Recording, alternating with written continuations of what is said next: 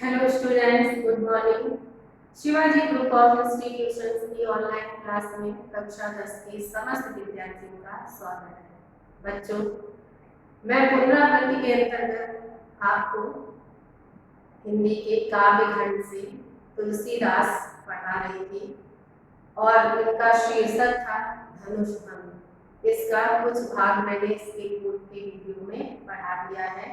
आज मैं उसके आगे का भाग यहाँ पर आपको पढ़ाने जा रही हूँ।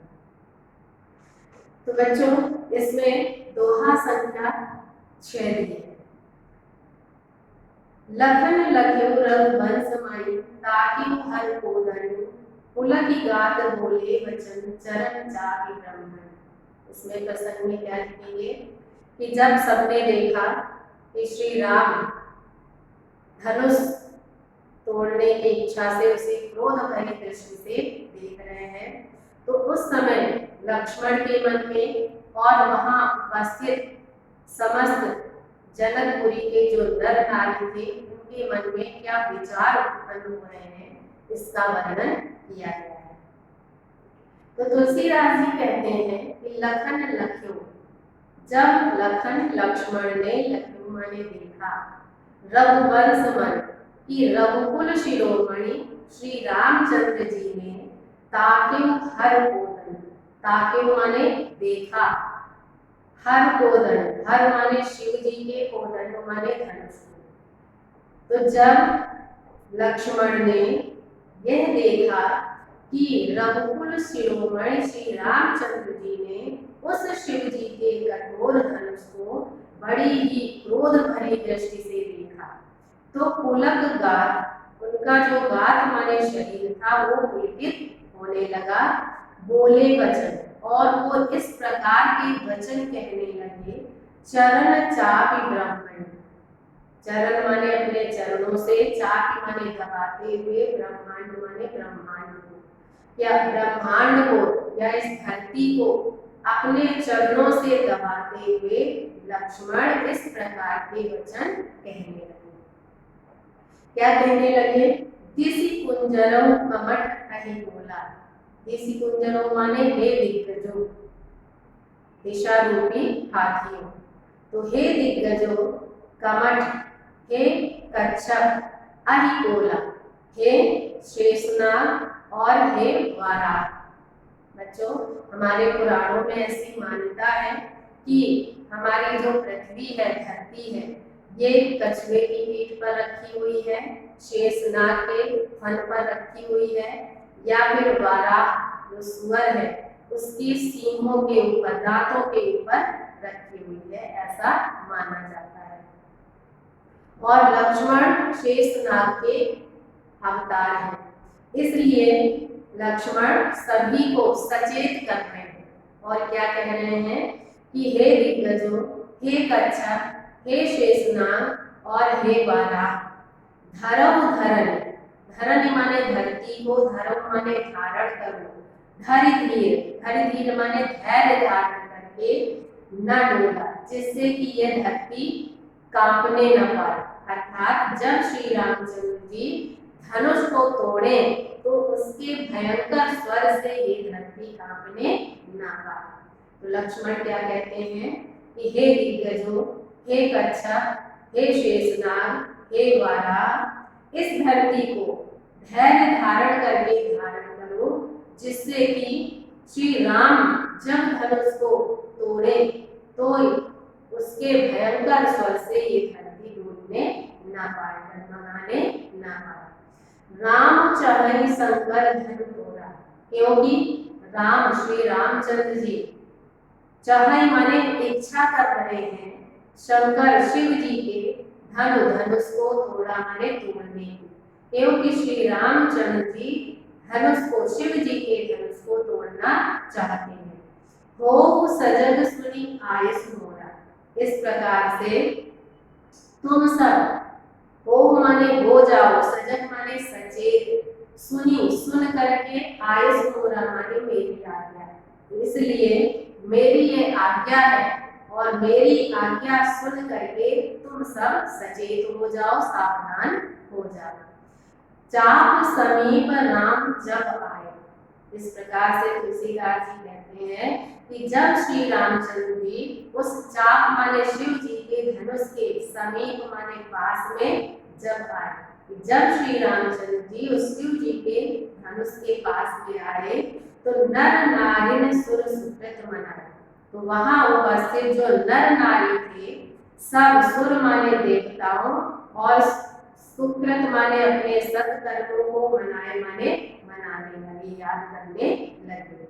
तो सभी नर नारी देवताओं और अपने अपने सत्कर्मों को याद करने लगे। सबकर संशय अब अज्ञान। तो यहाँ पर तुलसीदास जी कहते हैं कि सबकर, सबका संशय माने शंका, सबकी शंका अब अज्ञान और अज्ञानता, मंद महीपन कर अभिमान। और जो मंद माने तुच्छ, महीपन माने राजा थे, उनका अभिमान माने अभिमान, और तुच्छ राजाओं का अभिमान रघुपति के गर्भ गर्वाए। और रघुपति माने परशुराम, एक माने की, परशुराम की, गर्भ माने गर्भ की, गुरुवाई माने गुरुता, और परशुराम की गर्भ की गुरुता सुर मुनि वरण के कदराए। और सुर देवताओं और मुनि वरण माने मुनियों की, तेरी माने की, कदराई माने तुच्छता या कायरता, देवताओं और मुनियों की कायरता, सियकर सोच, सीता जी का सोच माने दुख, सीता जी का दुख, जनक पछतावा और राजा जनक का पश्चाताप, रानिन कर दारुण दुख दावा। और रानी का दारुण माने भयंकर, दुख दावा माने दुख रूपी दावानल, और रानी का भयंकर दुख रूपी दावानल शंभु चाप बड़ मोहित पाए। शंभु चाप माने शिव जी के धनुष रूपी बड़ मोहित पाई माने विशाल जहाज को प्राप्त करके चढ़े जाई सब संग बनाए। चढ़े जाई माने चढ़ गए, सब संग बनाई माने सब एक साथ मिलकर, सब एक साथ मिलकर उस शिव जी के धनुष रूपी विशाल जहाज पर चढ़ गए। कहने का तात्पर्य ये है कि वहां उपस्थित जितने भी नर नारी थे, सभी लोगों का जो ध्यान था वो अपनी अपनी भावना के अनुसार उस शिव के धनुष पर केंद्रित हो गया था। राम बाहुबल सिंधु अपार। और इस प्रकार से श्री राम की सागर रूपी, बाहुबल माने भुजाओं के शक्ति, तो श्री राम की भुजाओं की शक्ति रूपी सिंधु अपारा माने विशाल सागर को चाहत पार, सब पार करना चाहते हैं। कहने का तात्पर्य है कि सब ये जानते हैं कि श्री राम में अपार शक्ति है और वो धनुष को तोड़ सकते हैं, तो सब इस विश्वास को अपने मन में धारण करना चाहते हैं, लेकिन नहीं को कड़ा, लेकिन उस विशाल सागर को पार कराने वाला कोई बंदा नहीं है। तो तुलसीदास जी क्या कहते हैं कि सभी श्री राम की भुजाओं की शक्ति रूपी विशाल सागर को चाहत पार करना चाहते हैं, नहीं को कड़ा, लेकिन उनको पार कराने वाला कोई बंदा नहीं है। तो कहने का तात्पर्य ये है कि सब ये चाहते हैं, सब ये जानते हैं कि श्री राम में अपार शक्ति है, लेकिन श्री राम इस धनुष को तोड़ेंगे, इस विश्वास को दिलाने वाला वहां पर कोई भी नहीं था। तो बच्चों इसमें काव्यगत सौंदर्य देखेंगे। काव्यगत सौंदर्य में पहला पॉइंट है भाव पक्ष। भाव पक्ष में पहला है कि यहाँ पर लक्ष्मण को शेषनाग के अवतार के रूप में प्रस्तुत किया गया है, और इसके साथ साथ यज्ञशाला में उपस्थित जो समस्त नर नारी हैं उनकी मनोदशा का वर्णन किया गया है। इसके बाद कला पक्ष में भाषा में अवधि भाषा का प्रयोग है, शैली में प्रबंध शैली और भावात्मक शैली है, शब्द शक्ति में लक्षणा शब्द शक्ति है, गुण में प्रसाद गुण है, रस में यहाँ पर वीर रस हो जाएगा, छंद में दोहा और चौपाई छंद है, अलंकार में अनुप्रास अलंकार लिखेंगे और साथ ही साथ रूपक अलंकार का प्रयोग किया गया है। इसके बाद बच्चों आगे दिया गया है दोहा संख्या 7। तो इसमें श्री राम किस प्रकार से उन्होंने धनुष तोड़ा इसका वर्णन किया गया है। तो राम विलोके लोग सब चित्र लिखे से देखी, चितई सीय कृपा तन जानी विकल विशेष। तो तुलसीदास जी कहते हैं कि राम विलोके लोग सब, श्री रामचंद्र जी ने वहां उपस्थित सब लोगों की ओर विलोके माने देखा। तो श्री रामचंद्र जी ने वहां उपस्थित या यज्ञशाला में उपस्थित समस्त लोगों की ओर देखा, चित्र लिखे से देखे। और उन्होंने क्या देखा कि वहां उपस्थित सभी लोग चित्र लिखित से दिखाई दे रहे हैं, बिल्कुल शांत और स्थिर होकर के एक टक दृष्टि से उनकी ओर और धनुष की ओर देख रहे हैं। चितई सीय कृपाय, उसके पश्चात कृपा के भंडार, कृपायतन माने कृपा के भंडार, श्री रामचंद्र जी ने चितई माने देखा, सीय माने सीता जी को। उसके पश्चात कृपा के भंडार श्री रामचंद्र जी ने सीता की ओर देखा, जानी विकल विशेष। और उन्होंने सीता की ओर देखकर ये जान लिया कि सीता जी विशेष रूप से विकल माने व्याकुल हो रहे हैं। देखी विपुल विकल वैदेही। तो तुलसीदास जी कहते हैं कि जब श्री रामचंद्र जी ने वैदेही सीता जी को विपुल विकल अत्यधिक व्याकुल देखी माने देखा, तो जब श्री रामचंद्र जी ने सीता जी को अत्यंत व्याकुल देखा और ये निमिषी विहात कलप समझे और ये समझ लिया कि उनका निमिष माने पल पल का जो समय था वो विहार माने व्यतीत हो रहा था, कल्प सम कल्पों के समान, तेही माने उनका सीता जी का। तो उन्होंने जान लिया कि उन सीता जी का जो पल पल का समय था वो कल्पों के समान व्यतीत हो रहा था। प्रसिद्ध वारी बिनु जो तन त्यागा। तुलसीदास जी कहते हैं प्रसिद्ध माने प्यासा व्यक्ति, वारी बिनु, वारी माने जल के, बिनु माने बिना, कोई प्यासा व्यक्ति जल के बिना जो तन त्यागा, अगर अपना शरीर त्याग दे, उसकी मृत्यु हो जाए, प्यास के कारण उसकी मृत्यु हो जाए, तो मुँहे करई का सुधा तड़ा। तो मुँहे माने मरने के पश्चात, करई का माने क्या कर सकता है, सुधा तड़ागा, अमृत का तड़ागा माने तालाब। तो मरने के पश्चात उसे अगर अमृत के तालाब में भी डाल दिया जाए तो वह अमृत भी उसे पुनः जीवित नहीं कर सकता है। का वर्षा सब कृषि सुखाने, और जब सब कृषि सुखाने, संपूर्ण खेती सूख जाए तो खेती सूखने के पश्चात का वर्षा होने का कोई लाभ नहीं होता है। समय चुके पुनि का बचताने, और समय चुके माने समय व्यतीत हो जाने के पश्चात पुनि का बचताने, पुनि माने फिर बचताने, बचताने से क्या लाभ। अस जिय जानी जानी की देखी, अस माने ऐसा, जिय माने अपने हृदय में, जान माने समझकर, कि ऐसा अपने हृदय में समझते हुए श्री रामचंद्र जी ने जानकी सीता जी की ओर देखा।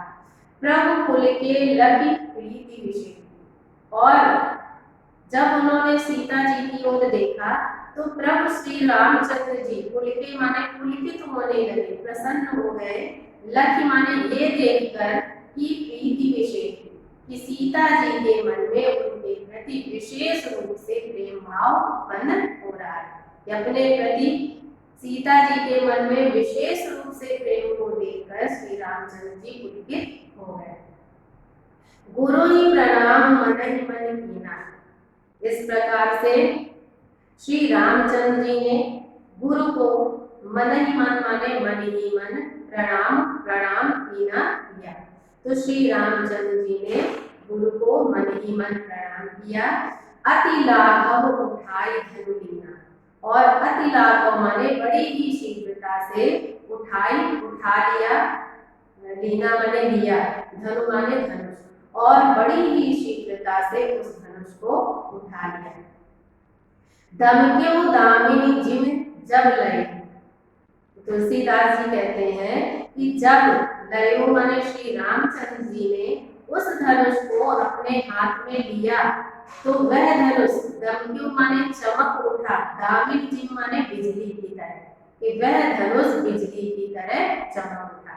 तो जब उस धनुष को श्री रामचंद्र जी ने अपने हाथों में उठाया तो वह धनुष बिजली की तरह चमक उठा। पुनि नव धनु मंडल सम भई, और पुनि माने फिर, धनु माने वह जो धनुष था, नव माने आकाश में, मंडल सम माने गोलाकार या गोल आकृति के समान भयु माने हो गया। तो उसके पश्चात फिर वह धनुष आकाश में गोलाकार हो गया। लेत चढ़ावत खेचत गाढ़े, उस धनुष को लेत अपने हाथों में लेते हुए, चढ़ावत और उस पर प्रत्यंचा चढ़ाते हुए, खेचत गाढ़े, गाढ़े माने और पूरी शक्ति से, खेचत माने प्रत्यंचा को खींचते हुए, काहू न लखा, किसी ने भी नहीं देख पाया। देख सब ठाड़े, सब ठाड़े माने खड़े खड़े, देख माने देखते रह, तो सब खड़े खड़े देखते रह गए। तेहि क्षण राम मध्य धनु तोड़ा, तेहि क्षण माने उसी समय राम, श्री राम ने मध्य धनु तोड़ा, मध्य बीच से धनु तोड़ा, उस धनुष को तोड़ दिया। भरे भुवन धुनि घोर कठोरा, और धनुष टूटते ही उसकी कठोरा माने जो कठोर, धुनि माने ध्वनि थी, घोर माने भयंकर, तो धनुष टूटने की जो कठोर और भयंकर ध्वनि थी, भरे भुवन माने तीनों लोकों में व्याप्त हो गए। तो इस प्रकार से बच्चों आप इसमें काव्य का सौंदर्य देखेंगे। काव्य का सौंदर्य में भाव पक्ष में पहला पॉइंट हो जाएगा कि यहाँ पर राम और सीता जी के प्रेम का बड़ा ही सुंदर वर्णन किया गया है, और इसके साथ साथ सीता जी की व्याकुलता का बड़ा ही हृदयस्पर्शी चित्रण है। इसके बाद पॉइंट लिख सकते हैं कि धनुष भंग के दृश्य का अलौकिक वर्णन किया गया है। अब कला पक्ष में, भाषा में अवधी भाषा का प्रयोग है, शैली में भावात्मक और प्रबंध शैली है, शब्द शक्ति में लक्षणा शब्द शक्ति है, गुण में प्रसाद गुण हो जाएगा, रस में वीर रस हो जाएगा, श्रृंगार रस भी लिख सकते हैं, छंद में दोहा और चौपाई छंद है, अलंकार में अनुप्रास और उपमा अलंकार का प्रयोग किया गया है। इसके बाद आगे छंद दिया गया है, भरे भुवन घोर कठोर रवि बाजी तजिमालम चले, चिक्करहि दिग्गज डोल मही अहि कोल पूर्व कल मले, सुर असुर मुनि कर प्राण दीने, सकल विकल विचारहि, कोदंड खंडेउ राम तुलसी जयति वचन उच्चारहि। तो यहाँ पर धनुष टूटने के पश्चात किस प्रकार से चारों ओर उसका प्रभाव पड़ा, इसका वर्णन किया गया है। तो तुलसीदास जी कहते हैं कि भरे भुवन, तीनों लोकों में व्याप्त हो गए, घोर कठोर रव, घोर माने भयंकर और कठोर रव माने स्वर, कि धनुष टूटने का जो कठोर और भयंकर स्वर था वो तीनों लोकों में व्याप्त हो गया। उस भयंकर स्वर को सुन करके रवि बाज, जो सूर्य के, बाज माने घोड़े थे, रवि माने सूर्य, सूर्य के जो घोड़े थे, तजी मार्ग चले, वो अपना मार्ग माने मार्ग, तजी माने छोड़कर, चले माने चलने लगे, वो अपना मार्ग भटक गए। चिक्करहि दिग्गज डोलमय, उस भयंकर स्वर को सुन करके चिक्करहि माने चिंघाड़ने लगे, दिग्गज, तो दिग्गज दिशा रूपी, गज माने हाथी, तो उस भयंकर स्वर को सुन करके दिशा रूपी हाथी चिघाड़ने लगे, अर्थात समस्त दिशाओं में वो भयंकर का स्वर व्याप्त हो गया। डोल मही, मही माने धरती, डोल माने डोलने लगी, कांपने लगी। अहि कोल पूर्व कलमनी, यहाँ तक कि अहि माने जो शेष नाग था, कोल और वाराह तथा पूर्व माने जो कच्छप था, वो कलमले माने सब कुल बुलाने लगे। सुर असुर मुनि कर कान दीने, और जो सुर देवता थे, असुर थे और मुनि थे, उन्होंने कर अपने हाथों को कान दीने माने कानों पर रख लिया। तो सबने अपने अपने कानों को बंद कर लिया। सकल विकल विचारणी, और सब विकल माने व्याकुल होकर के, विचारणी माने विचार करने लगे। क्या विचार करने लगे? कोदंड खंडपुरा, सब अपने मन में ये विचार करने लगे कि ऐसा लगता है कि श्री राम ने कोदंड माने शिव जी के उस कठोर धनुष को खंडे माने तोड़ दिया है। तुलसी जयति वचन उच्चारण, इस प्रकार से तुलसीदास जी कहते हैं कि सभी श्री राम की जय जयकार के जो वचन थे उसका उच्चारण करने लगे। तो इस प्रकार से बच्चों काव्यगत सौंदर्य में इसमें देखें, भाव पक्ष में पहला पॉइंट लिखेंगे कि यहाँ पर श्री राम के धनुष भंग के दृश्य का बड़ा ही सुंदर वर्णन है। इसके साथ साथ दूसरा पॉइंट यहाँ पर लिखेंगे कि धनुष टूटने के भयंकर स्वर को सुन करके तीनों लोगों में उसका जो भयंकर गर्जना थी वो व्याप्त हो गई, और सभी की कैसी दशा हो रही है इसका यहाँ पर वर्णन किया गया है। कला पक्ष में भाषा में अवधी भाषा का प्रयोग है। शैली में इसमें प्रबंध शैली है, भावात्मक शैली है। शब्द शक्ति में लक्षणा शब्द शक्ति है। गुण में ओज गुण हो जाएगा। रस में भयानक रस हो जाएगा। छंद में सवैया छंद का प्रयोग किया गया है।